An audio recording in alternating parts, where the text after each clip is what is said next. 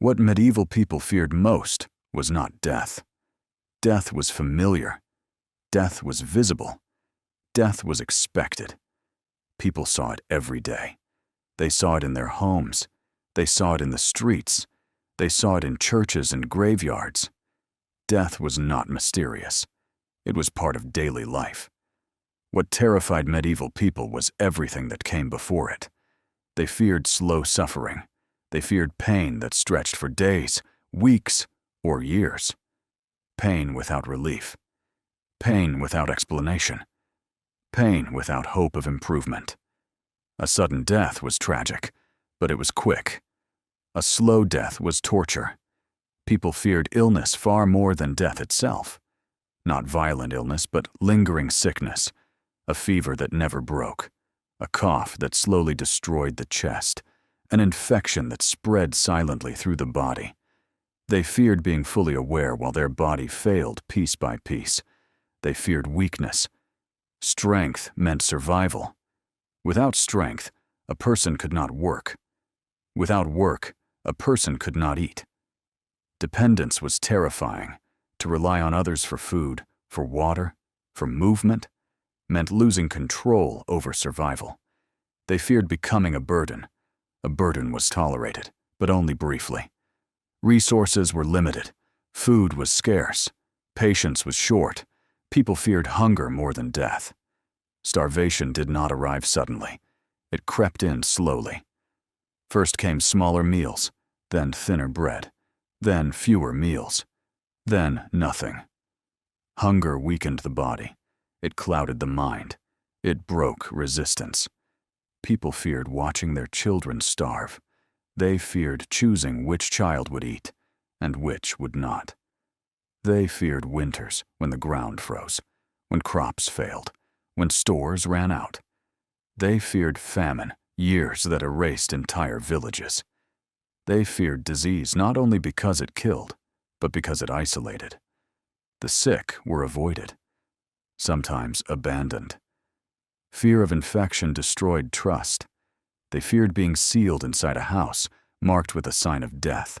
They feared dying alone, without comfort, without prayer, without farewell. They feared dying suddenly without confession. A sudden death meant no preparation, no time to repent, no chance to secure the soul. They feared judgment more than dying itself. Hell was not symbolic. It was real. It was vivid. Fire. Pain. Endless suffering.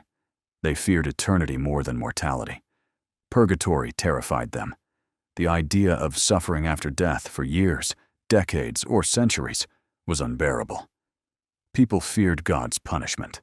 Plagues were seen as divine anger, famine as judgment, disaster as consequence. They feared having offended God without knowing how. They feared suffering without explanation. Randomness terrified medieval minds. A good person could suffer. A child could die. They feared the lack of fairness. They feared social exile. To be cast out of a community meant slow death. Exile meant no work, no shelter, no protection. They feared losing reputation. Honor was survival. Reputation meant trust. Without trust, life collapsed. They feared accusations. A single accusation could destroy a life. Witchcraft, heresy, blasphemy. Proof was not required. They feared torture. Pain was used to extract truth. Confessions were forced. They feared losing control of their own body to authority. They feared imprisonment. Prisons were dark, cold, diseased.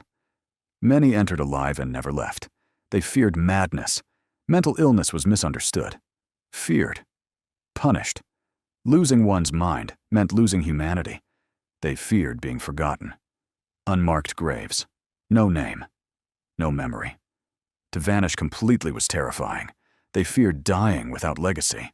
They feared leaving children unprotected. Orphans rarely survived well. They feared what would happen after they were gone. They feared old age, not because of death, but because of weakness. Pain, dependence, humiliation. To outlive strength was to suffer slowly. They feared pain above all. Pain without anesthesia. Pain without mercy. Pain was constant. They feared surgery, amputation without sleep, dental work without relief. They feared accidents, a fall, a cut, a broken bone. Any injury could become fatal. They feared fire. Entire towns burned. Lives ended in minutes. They feared darkness. Night brought thieves, animals, fear. They feared war. Not glorious battle, but raids. Homes destroyed. Women taken. Children killed. They feared soldiers more than enemies. They feared taxation. Heavy taxes meant hunger. They feared abuse of authority. They feared powerlessness. They feared living through loss again and again. Loss was constant. Loss was expected. Loss was exhausting. They feared burying children. Not once, not twice, but repeatedly. Parents learned not to grow too attached, not because they did not love, but because love almost guaranteed pain. They feared forming bonds that death would inevitably break. Marriage did not promise a long future. It promised companionship until loss arrived. They feared loving deeply in a world that took everything away. They feared hope. Hope could be dangerous. Hope could blind. Hope could break the spirit when reality returned. People learned to expect the worst. Preparation mattered more than optimism. They feared joy because it felt temporary. Celebrations were brief. Happiness was fragile. Laughter existed, but it lived beside grief. They feared time itself. Each year lived increased the chance of loss. Each season carried risk. Winter meant hunger. Spring meant disease. Summer meant exhaustion. Autumn meant uncertainty. They feared nature. Nature was not gentle. Nature did not care. Floods destroyed crops. Droughts killed fields. Storms erased villages overnight. They feared being powerless against the world around them. They feared the body betraying them. Strength faded early. Pain arrived young. A man in his 40s could already be broken. A woman worn down by childbirth could barely stand. They feared waking up injured. They feared going to sleep healthy and waking up unable to move. They feared the randomness of injury. One wrong step, one fall, one mistake, and life changed forever. They feared the silence after disaster, the empty house, the empty bed, the absence of voices. Silence meant loss had already happened. They feared survival guilt. Why did they live when others died?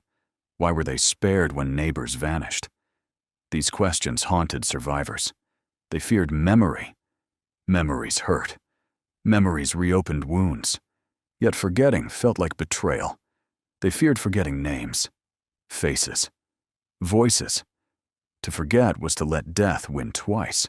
They feared the future of their children. Would they survive famine, disease, war? Parents could not protect them from the world. They feared knowing they would not be there forever. They feared leaving children alone in a dangerous world. They feared becoming invisible. Old age meant fewer responsibilities. Fewer voices listened. To be ignored was to be halfway dead. They feared poverty more than death. Poverty meant exposure, cold, hunger. It meant begging, shame. Shame destroyed dignity. They feared humiliation, public punishment, mockery, loss of respect. To be humiliated publicly was social death. They feared being accused falsely. Once accused, truth no longer mattered.